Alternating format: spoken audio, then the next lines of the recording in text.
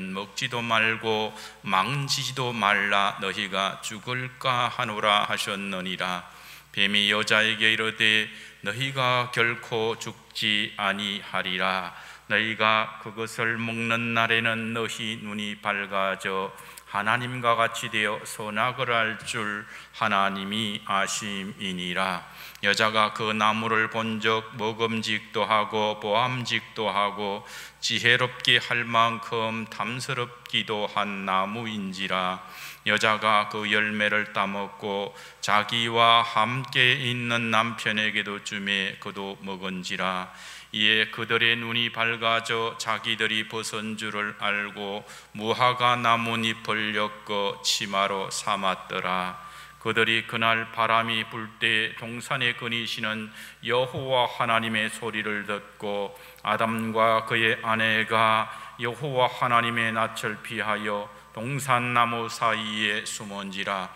여호와 하나님이 아담을 부르시며 그에게 이르시되 내가 어디 있느냐. 이르되 내가 동산에서 하나님의 소리를 듣고 내가 벗었으므로 두려워하여 숨었나이다.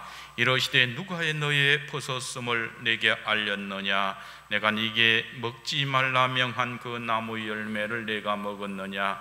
아담이 이르되 하나님이 주셔서 나와 함께 있게 하신 여자 그가 그 나무 열매를 내게 주므로 내가 먹었나이다. 여호와 하나님이 여자에게 이르시되 내가 어찌하여 이렇게 하였느냐. 여자가 이르되 뱀이 나를 깨므로 내가 먹었나이다. 아멘. 이 시간 예배하는 여러분들에게 하나님의 놀라운 은혜가 함께하기를 주님의 이름으로 축원합니다. 시간 병원에서 또 각지에서 함께 영상으로 예배에 참여하는 모든 분들에게도 주님의 은혜가 충만하기를 축복합니다.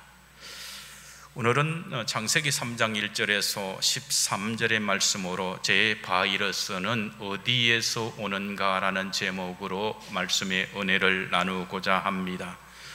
이 코로나19 바이러스가 지금 온 세계를 휩쓸고 있습니다. 처음에는 중국의 우한에서 창궐 하더니 순식간에 전 세계로 확산되어서 팬데믹 상태가 되어버렸습니다.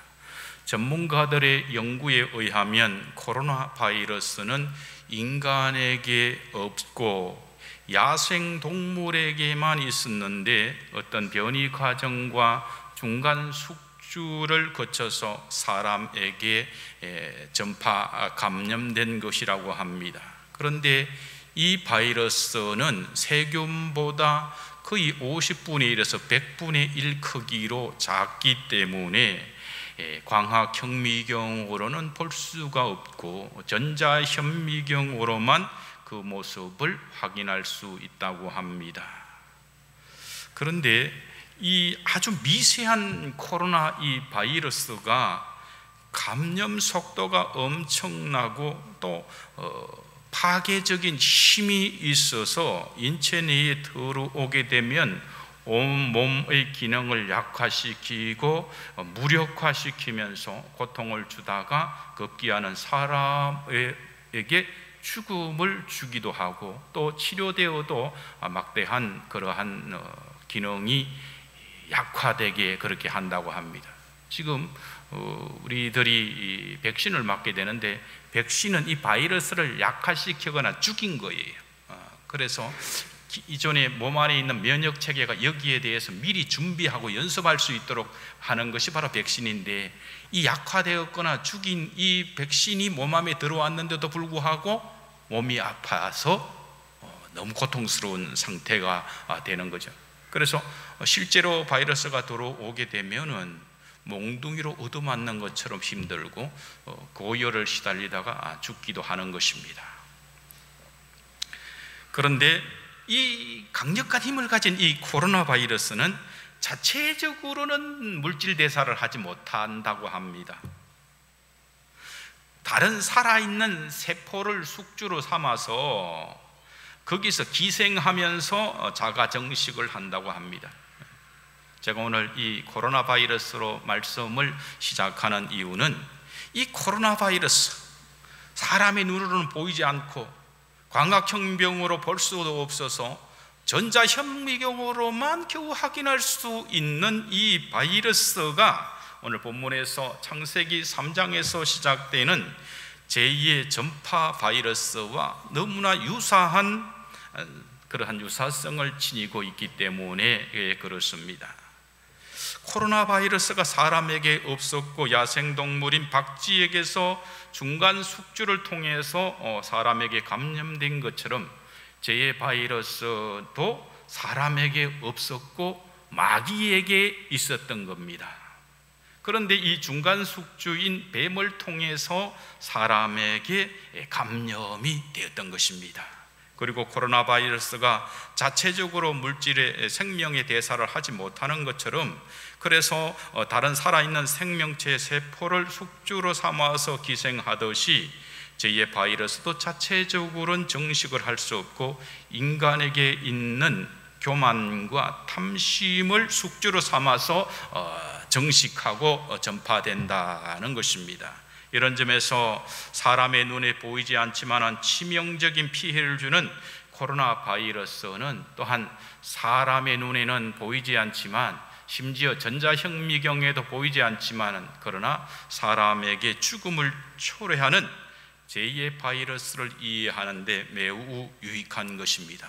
그래서 오늘은 제2의 바이러스는 어디에서 오는가라는 제목으로 말씀을, 은혜를 나누고자 합니다. 이 말씀이 증거될 때에 성령께서 여러분의 심령에 깨달아지게 하시고 믿어지게 하시는 하나님의 은혜가 있기를 주님의 이름으로 축원합니다. 아멘.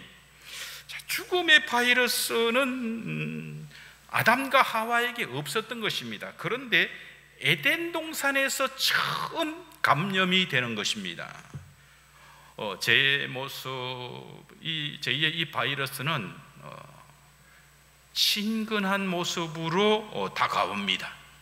1절을 보면은 이 죽음의 바이러스인 죄는 하와에게 아주 이웃집 아줌마처럼 평소에 알고 지내던 사이처럼 보이는 뱀이 하와에게 다가왔습니다. 그런데 뱀은 여호와 하나님이 지으신 들짐승 중에 가장 간교하더라고 이렇게 뱀의 그 속성을 말씀하고 있습니다. 간교하다에 해당되는 히브리어 원어인 이 아람은 지혜롭다, 슬기롭다라고도 번역되는 그러한 단어입니다. 이렇게 지혜롭고 슬기로운 뱀이 왜 갑자기 간교한 자가 되어서 하나님과 인간 사이를 이간질하게 됐을까요? 추측하건대 마귀가 가룟 유다의 마음에 예수를 팔려는 생각을 넣었던 것처럼 아마도 자기의 지혜, 자기의 슬기로 인해서 교만해진 이 뱀의 생각에, 마음에 마귀가 들어갔다는 것으로 보입니다. 계시록 20장 2절에서 이 뱀의 정체가 드러나는데, 용을 잡으니 곧 옛뱀이요. 여기서 옛뱀은 에덴 동산에서 하와를 미혹하던 뱀입니다. 마귀요, 사탄이라 잡아서 1000년 동안 결박했다라고 그 정체가 드러나고 있습니다. 마귀와 사단은 동일한 말입니다. 마귀 따로 있고 사단 따로 있는 것이 아니라 같은 실체를 다르게 표현한 것입니다. 이 말씀을 통하여 에덴 동산에서 하와를 미혹하여 범죄하게 한 뱀의 실체는 마귀 곧 사단임을 우리가 알 수가 있습니다. 이를 통해서 우리가 받게 되는 교훈은 마귀의 하수인인 뱀이 하와에게 아주 친근한 모습으로 다가온 것처럼 이 시간도 마귀의 하수인은 신천지 같은 이런 존재, 하나님의 교회 같은 구원파 같은 이런 이단들은 아주 친근한 모습으로 우리에게 다가오게 된다는 것을 우리는 알게 됩니다. 그리고 우리도 뱀처럼 자기의 지혜나 슬기로움을 통해서 교만하게 되면 바로 그 틈을 통해서 마귀가 우리를 지배하게 된다는 것을 알게 된다는 겁니다. 그래서 우리도 교만하거나 하게 되면 마귀의 하수인이 되어서 살게 된다는 것입니다.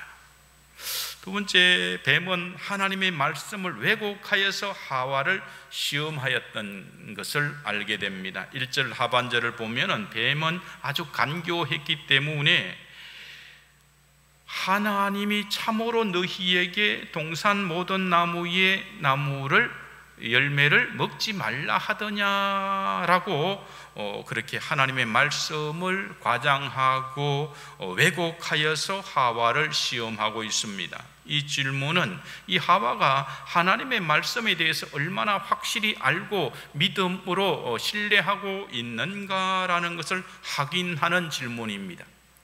그러자 하와는 동산나무의 열매를 우리가 먹을 수 있으나 동산 중앙에 있는 나무의 열매는 하나님의 말씀에 너희는 먹지도 말고 만지지도 말라 너희가 죽을까 하노라 하셨다라고 그렇게 대답을 합니다. 하와의 대답은 하나님의 말씀을 더하거나 빼는 그런 수준으로 대답을 했던 것을 우리는 알게 됩니다. 동산 중앙에 있는 생명나무의 열매는 검하신 적이 없습니다. 마음껏 먹을 수가 있었습니다.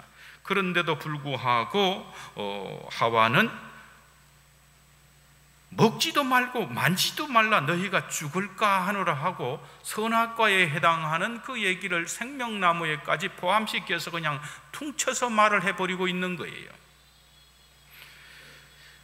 이렇게 하나님의 말씀을 막 과장하고 또 반드시 죽으리라 하시는 그 말씀을 죽을 위험이 있는 것처럼 이렇게 약화시켜 버렸던 것입니다.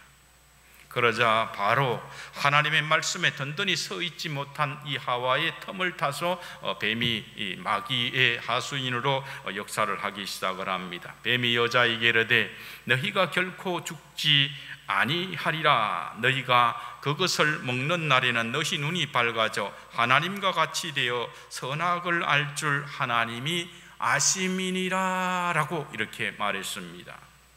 이와 같이 마귀는 하나님의 말씀을 왜곡해서 하와를 미혹하듯이 이 시대에 우리 성도들도 미혹하고 있는 것이다 라는 것을 여러분들이 기억하기를 바랍니다.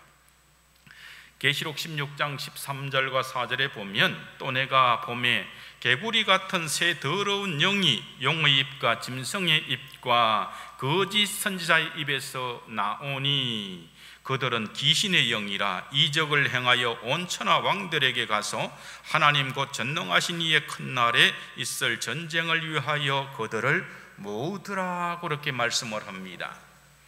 그러니까 마귀의 이 영들은 아주 더러운 그런 말을 통해서 용 적그리스도 거짓 선지자의 말을 통해서 우리에게 전쟁을 걸어온다라는 것을 알 수가 있습니다.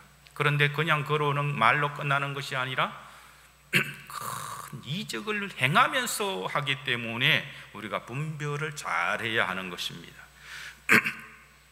계시록 12장 11절에 보면 이들을 어떻게 이길 수 있는가를 알 수가 있습니다. 또 우리 형제들이 어린 양의 피와 자기들이 정언하는 말씀으로써 그를 이겼으니 그들은 죽기까지 자기들의 생명을 아끼지 아니하였다라는 거예요. 이길 수 있는 방법은 어린 양의 피로 정언하는 말씀으로 이길 수 있다라는 것을 우리는 알고 있습니다. 그러므로 우리는 성도는 하나님의 말씀에 능통해야 될 줄로 믿습니다. 오늘 보면은 예수님도 40일 동안 금식한 후에 광야에 기도할 때에 마귀의 시험을 받았습니다. 그런데 예수님은 이 영적인 도전에서 하나님의 말씀으로 승리하는 것을 보게 됩니다. 에덴 동산에서 아담과 하와를 미혹했던 마귀는 지금도 변함없이 예수님을 시험하고 하와를 시험했듯이 우리를 미혹하고 있습니다. 요한복음 8장 44절에 보면 주님은 당시에 존경받던 서기관과 바리새인들에게 대해서 너희는 너희 아비 마귀에게 났으니 너희 아비의 욕심대로 너희도 행하고자 하느니라. 그는 처음부터 살인한 자요 진리가 그 속에 없으므로 진리에 서지 못하고 거짓을 말할 때마다 제 것으로 말하나니 이는 그가 거짓말쟁이요 거짓의 아비가 되었음이라고 말씀을 합니다.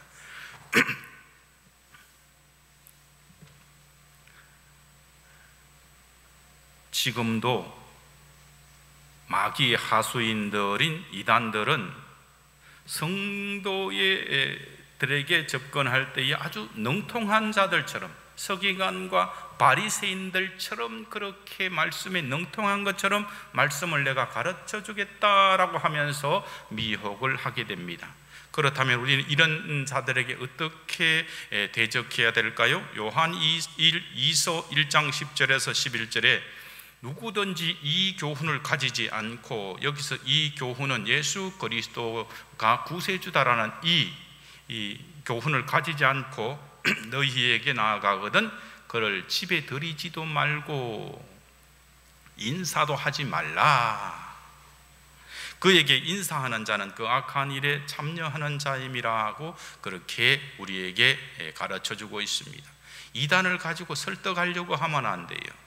이단은 그냥 피하고 문도 열어주지 말라는 거예요.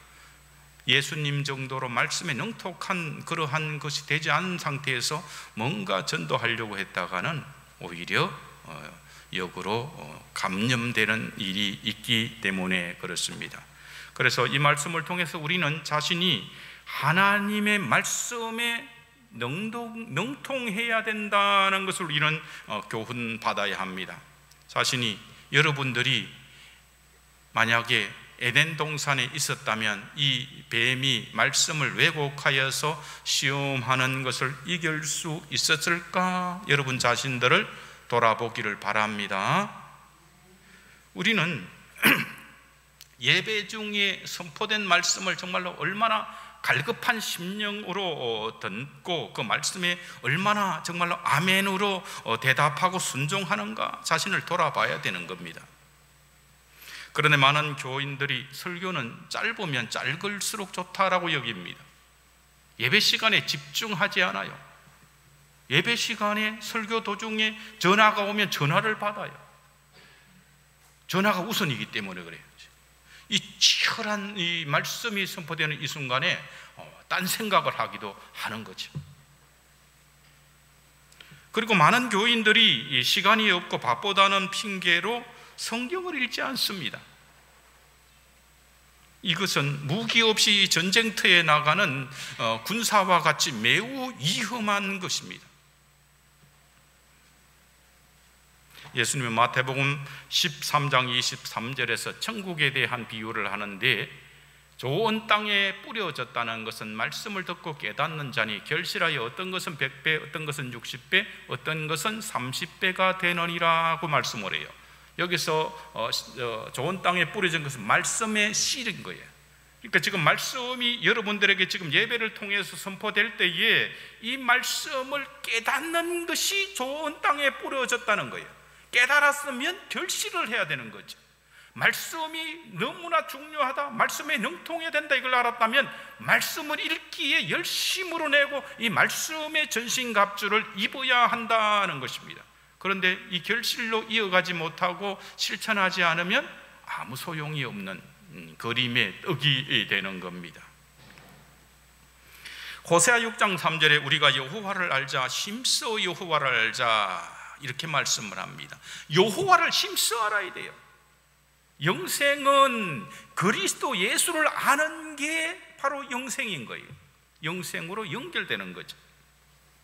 시편 1편에서는 복 있는 자에 대해서 말씀하는데, 여호와의 율법을 즐거워하여 그의 율법을 주야로 묵상하는 자가 복이 있다라고 말씀해요. 왜요? 그게 생명의 길이 있기 때문에 그렇습니다. 두 번째로 우리가 받게 되는 교훈은, 죄는 자신을 주인으로 숨기는 것에서 시작된다는 것입니다. 본문을 보면은 마귀는 얼마나 간교한지 하와에게 직접적으로 선악과를 따먹으라고 그렇게 권하지 않습니다. 단지 이렇게 말합니다. 선악과를 따먹는 날에는 내 눈이 밝아져서 하나님과 같이 되리라고 그렇게 담심을 자극을 했던 겁니다. 그러자 평소에는 다른 과일과 별 다를 바 없어서 별로 먹고 싶은 마음도 없었던 그 선악과가 보기에도 참 좋고 다른 과일보다는 참으로 먹으면 막 눈이 뜨이는 능력이 있을 것 같이 보이기 시작을 했던 겁니다. 그래서 자신이 그 선악과를 따먹고 남편에게도 먹게 한 것입니다. 하와가 이 선악과를 따먹게 된 계기는 마음에 탐심이 일어났기 때문에 그래요. 그래서 야고보서 1장 15절에 보면은 욕심이 잉태한 적 죄를 낳고 죄가 장성한 적 사망을 낳는다라는 거예요. 욕심이 생기면 욕심을 쳐내야 되는데, 말씀으로 욕심을 놔두니까 욕심이 점점 커지니까 거기서 죄가 되는 거예요.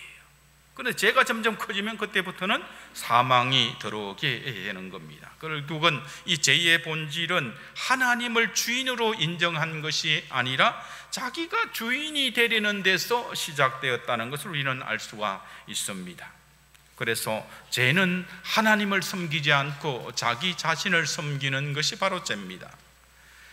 성경을 보면 하와가 선악과 열매를 따먹고 남편인 아담에게도 주매 그도 먹었다라고 기록을 하고 있습니다.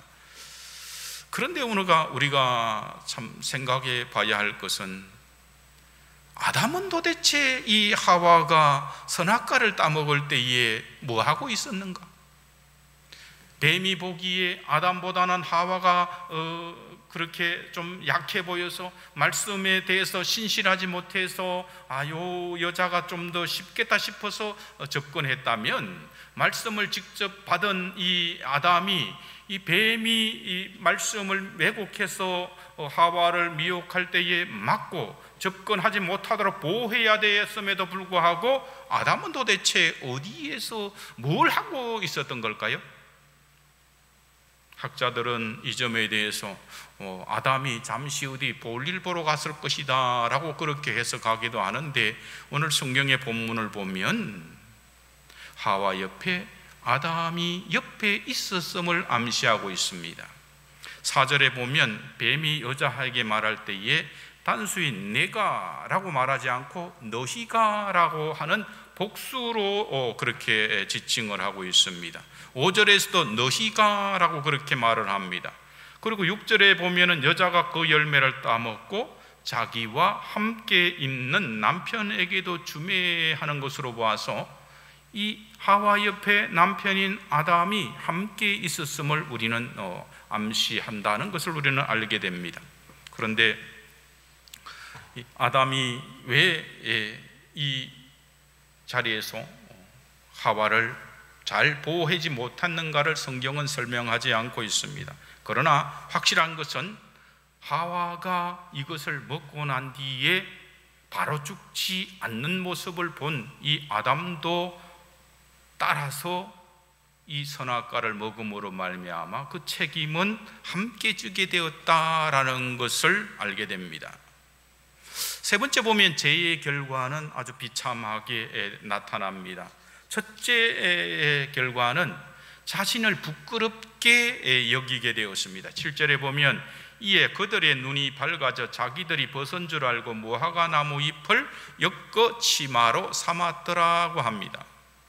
창세기 2장 25절의 말씀에 의하면 두 사람이 벌거벗었으나 부끄러워하지 아니하였다라고 그렇게 기록하는데, 어느새 죄를 짓고 선악과를 따먹고 난 뒤에는 자신의 모습, 하나님의 형상대로 지음받았다는 거룩한 그러한 존재가 이제는 자신의 모습 서로를 부끄럽게 여기게 되었다라는 것입니다. 그리고 두 번째 죄의 결과는 하나님의 이제 사랑의 교제의 대상이 아니라 두려움의 대상이 되게 되었습니다. 8절 이하의 말씀을 보면은 그들이 그날 바람이 불 때에 동산에 거니시는 여호와 하나님의 소리를 듣고 아담과 그의 아내가 여호와 하나님의 낯을 피하여 동산 나무 사이에 숨은지라고 그럽니다. 아담과 하와는 하나님의 음성만 들어도 두려워하여서 숨고 도망치게 되었다는 거예요. 이제 더 이상 하나님의 음성이 편안하고 사랑의 음성으로 들리지 않게 되어서 교제할 수가 없게 된 것입니다. 그 후로 이 아담과 하와는 에덴 동산에서 쫓겨나게 되었고 더 이상 하나님의 영광 앞에 직접 서지를 못하게 되는 거죠. 구약 성경에 보면 시내산 앞에서 백성들이 하나님의 음성을 듣고 제발 모세에게 제발 하나님이 우리에게 직접 말씀하지 말게 그렇게 모세에게 부탁을 하는 것을 통해서 이 아담과 하와의 두려움이 이 백성들 후손들에게 그대로 이어졌다는 것을 알게 됩니다. 기드온이 처음에 하나님의 사자를 만나고 난 뒤에 그가 느낀 것은 나는 이제 죽었다라는 거예요. 하나님을 만날 수 없고 하나님을 만나게 되면 즉시 거기에서 죽게 된다는 것이 이스라엘 백성들의 구약 백성들의 두려움이었던 것입니다. 세 번째로 제2의 결과는 하나님 관계, 부부 관계, 이웃과 형제 관계가 다 깨어져 버렸습니다. 아담은 하나님께서 내가 네게 먹지 말라 명한 그 나무 열매를 내가 먹었느냐라는 그러한 말씀에 하나님이 주셔서 나와 함께 있게 하신 여자 그가 그 나무 열매를 내게 줌으로 내가 먹었나이다 하면서 제2의 책임을 하나님께 돌리고 자기 여자에게 돌리는 그러한 관계가 깨어지는 것을 보게 됩니다. 내 뼈 중에 뼈여 살 중에 살이라 했던 자기 아내가 자기가 아니고 하나님이 주신 여자라 그러면서 아주 한목에 그냥 다 관계를 깨어버리고 하나님의 핑계, 아내 핑계를 대고 있는 것을 봅니다. 하와도 마찬가지. 뱀이 나를 깨물어 내가 먹었나이다. 이렇게 뱀에게 자신의 핑계를 돌렸던 거예요. 이후 구약 성경에서 사람들은 하나님을 만나면 죽는 것으로 두려워하게 되고 모든 것을 자꾸 핑계대요. 그래서 이런 말도 있잖아요. 핑계 없는 무덤이 없다. 다 할 말이 있는 거예요. 처녀가 애를 낳아도 할 말이 있다는 것처럼 자꾸 핑계댈 수 있는 사람들이 이때부터 시작되었다는 걸 알게 됩니다. 그리고 네 번째 죄의 결과는 땅이 저주를 받게 됩니다. 이제 예전과 달리 땅이 아담과 하와에게 가시덤불과 엉겅퀴를 내서 종신토록 수고해야지 겨우 입에 풀칠할 수 있게 되었습니다. 곡식을 심으면 곡식이 잘 자라야 되는데 뭐가 잘 자라요? 가시덤불, 엉겅퀴가 더 잘 나는 거예요. 잔디를 심었는데 잔디 자라는 것보다 잡초가 너무 잘 자라. 내가 뽑다가 도저히 안 돼가지고 제초제를 쳐버렸어요. 잡초가 너무 잘 자라요. 이것이 바로 제2의 결과로 땅이 저주받은 결과가 나타나는 겁니다. 이것이 제2의 비참한 결과입니다. 이제 말씀을 정리하고자 합니다. 저는 이번 이 코로나 바이러스를 통해서 인류가 중요한 교훈을 받기를 바랍니다. 전문가들은 이 인류에게 죽음의 공포를 불러온 코로나19 이 바이러스가 박쥐에서 나온 것으로 그렇게 추정을 합니다. 코로나19 바이러스와 유전적으로 96% 유사한 바이러스가 중국의 그 중간관 박쥐에서 발견되었고 또 실제 겨울잠을 자는 이 박쥐의 분변을 조사해 보니까 다양한 종류의 코로나 바이러스들이 검출되고 있기 때문에 그렇습니다. 그런데 그렇다면 이 박쥐는 정말로 떼죽음을 당해야 되는데 박쥐가 멀쩡하게 살아있는 이유가 뭘까요? 전문가들은 이것을 연구해 보니까 이 박쥐에게 바이러스에 대한 면역 체계가 있다는 것입니다. 그래서 전문가들은 코로나 바이러스를 이기는 면역력이 해결책이라는 그런 결론을 내려고 있습니다. 그런데 현 정부는 바이러스 걸리면 격리시키고 마스크 쓰고 사회적 거리두기 만나지 마라, 그 핑계 대고 막 예배도 드리지 마라, 교회 성경책도 비치한 거 쓰지 마라, 성가대도 하지 마라, 통성기도도 하지 마라 이래가지고 뭐 누가 뭐 떡 김에 제사 지낸다고 막 잘됐다 싶어가지고 막 기독교를 파괴하는데 아무 소용이 없는 짓이 그게 근본적인 해결책이 되지 않아요. 사람도 못 만나고 부모도 못 만나고 그럴 것 같으면 뭐 오래 살아서 뭐 합니까? 그래가지고 해결책이 안 되는 거죠. 면역력, 이 바이러스와 싸워 이길 수 있는 면역 체계를 갖추면 바이러스가 왔다가 건들다가 1차 성벽을 넘지 못하고 다 죽게 되는 거예요. 우리 몸속에는 100조 개의 세포가 있습니다. 세포가 군인들이에요. 밖에서 바이러스가 오면 그것을 싸워 이길 수 있는 체계를 하나님께서 이미 만들어 두셨던 거예요. 처음에 아담과 하와에게 이 면역 체계는 하나님의 말씀이 울타리를 쫙 쳐놨기 때문에 말씀으로 대적하면 예수님이 마귀가 시험 낼 때에 말씀으로 그들을 쳐서 이긴 것처럼 아담과 하와가 말씀에 철저하면 면역력이 있어서 감히 뱀이 어떻게 접근할 수 없는 거죠. 그런데 면역 체계가 약해. 말씀의 면역 체계가 약했기 때문에 제2의 바이러스가 침투했던 것입니다. 여호와 하나님은 그러나 죽음의 이 제2의 바이러스에 감염된 아담과 하와를 사랑하셔서 죽음을 가져온 이 제2의 바이러스를 능히 치료할 생명나무 되시는 예수님을 보내주시기로 약속하시는데 그때가 바로 창세기 3장 15절입니다. 그리고 난 뒤에 그 약속대로 지금으로부터 2000년 전에 예수 그리스도를 보내주셨던 것입니다. 그런데 생명나무 되시는 예수님이 세상에 오자마자 예수님은 공생애를 준비하기 위해서 40일 동안 금식하고 있는 가운데 바로 이 예수님마저도 감염시키고자 마귀가 광야에 금식한 40일 동안 금식해서 굶주린 이 예수님에게 찾아가서 그를 미혹합니다. 첫 번째 그 미혹이 뭐냐 하면 배고픈 예수님에게 돌이 변하여 떡덩이가 되게 하라는 그러한 미혹의 말씀이었습니다. 그때 예수님께서는 이렇게 대적을 합니다. 사람이 떡으로만 살 것이 아니요 하나님의 입으로부터 나오는 모든 말씀으로 살 것이다 라고 해서 이 마귀의 시험을 이겨버립니다. 물론 두 번째, 세 번째 시도도 있지만 동일한 거예요. 우리는 마귀의 시험에 승리하는 예수 그리스도의 이 말씀에서 죽음의 바이러스를 이 마귀를 능히 이길 수 있는 중요한 영적인 교훈을 받게 됩니다. 사람은 떡으로만 살 것이 아니요 하나님의 입으로부터 나오는 말씀으로 죽음의 바이러스 마귀를 이길 수 있다는 것입니다. 아멘입니까? 여호와 하나님은 아담에게 내가 네게 먹지 말라 한 나무의 열매를 먹었은즉 내가 흙으로 돌아갈 때까지 얼굴에 땀을 흘려야 먹을 것을 먹으리니 라고 말씀을 해요. 창세기 3장 17절에서 저주를 받고 땅이 저주를 받고 난 뒤에 이 아담이 육신의 생명을 유지하기 위해서 어떻게 해야 된다고요? 평생에 수고해야 돼요. 땀을 흘려야지 먹을 수 있으리라고 말씀을 해요.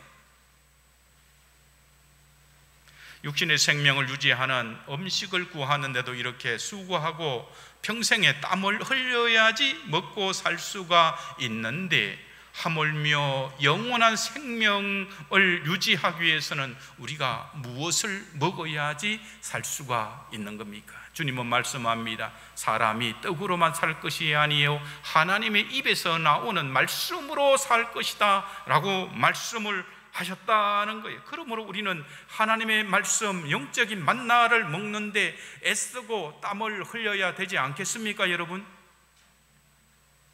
이것이 생명이에요. 그저 날로 먹으려면 안 돼요. 주일날 설교하는 거 듣고 가만히 제 손자 수준처럼 해가지고 떠먹이는 거나 먹고 있으면 안 되는 거예요. 이제는 자라나요. 처음에는 떠먹이고 이렇게 다독다독하고 하죠. 그러나 이제 좀 1년 되고 2년 됐으면 이제는 혼자 떠먹어야 돼. 말씀을 읽어야 되는 거죠. 지난 9월 1일부터 우리 교회가 1년 1독 성경 읽기를 시작했습니다. 이게 바로 그건 거예요. 하나님의 말씀, 입에서 나오는 말씀으로 영의 생명이 살아나기 때문에 우리는 먹어야 되는 거예요. 하나님 말씀은 태중에 있는 아기가 엄마에게 연결되는 탯줄과 같은 것이에요. 하나님의 말씀은 영원한 생명수가 되어서 우리가 그것을 먹음으로 살 수 있는 것이지 세상에 그것으로 먹고 살 수 있는 게 아닙니다. 시편 1편에 가장 복 있는 사람은 여호와의 율법을 즐거워하여 주야로 묵상하는 자다라고 말씀을 합니다. 결론적으로 아담과 하와는 하나님의 말씀에 대해서 신실하지 못했기 때문에 그들은 제2의 바이러스에 오염되었습니다. 말씀을 신실하지 못한다는 것은 말씀에 대한, 죄에 대한 면역체계가 바로 서 있지 못했다라는 거예요. 지금 코로나 바이러스 때문에 사람들이 막 죽어가는 이유는 뭘까요? 바로 면역체계가 약해서 그런 거예요.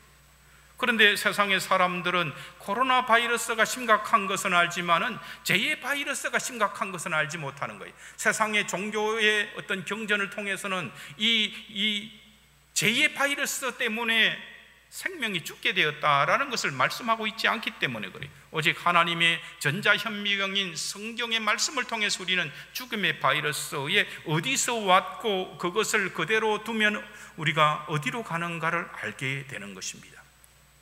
죽음의 바이러스는 어디에서 오는가? 마귀에서 온 거예요.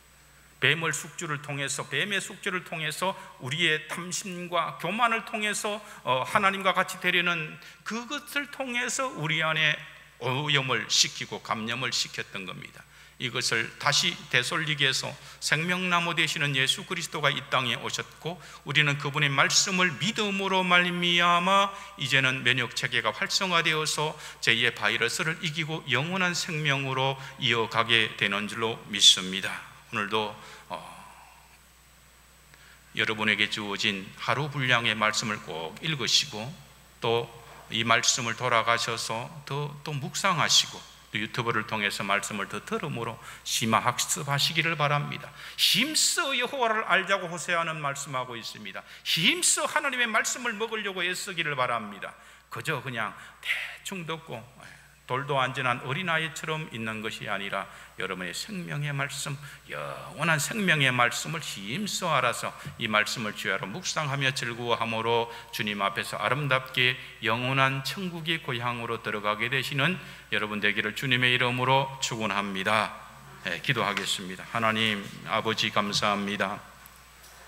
세상에 코로나 바이러스로 심히 팬데믹 현상이 일어날 정도로 사람들이 고통을 받고 사회적 거리두기를 한답시고 부모 자식 간에도 만나지 못하고 명절에도 오지 말라고 정부에서 홍보하는 이 위기의 때에 하나님 그보다 더 심각한 죽음의 바이러스에 감염되어서 눈앞에 절벽과 같이 기차가 달리지만은 절벽이 눈앞에 펼쳐듯이 죽음이 문득 다가오고 있음을 알지 못하고 살아가는 이들이 있습니다. 아버지 하나님, 죽음의 바이러스에 오염된 저희들을 구원하기 위해서 생명의 백신 되시는 예수 그리스도를 보내주시니 감사합니다. 말씀이 육신이 되어 이 땅에 오신 그 주님의 빛을 받음으로 저희들이 영원한 생명의 길을 찾게 하시고 영원한 생명의 고향인 하늘의 에덴 동산으로 가서 하나님의 자녀로서 영원한 생명을 누리는 기쁨이 있게 하여 주시옵소서. 종이 이 진리의 말씀을 전하여 싸우니 성령님 깨닫게 하시고 믿어지게 하시고 말씀의 면역체계가 잘 서서 제2의 친근한 모습으로 다가오는 마귀의 바이러스를 능히 대적하여 이기는 은혜가 있게 하여 주시옵소서. 감사하며 우리를 구원하신 주 예수 그리스도의 이름으로 생명의 백신 되시는 예수 그리스도의 이름으로 감사하며 기도드리옵나이다. 아멘.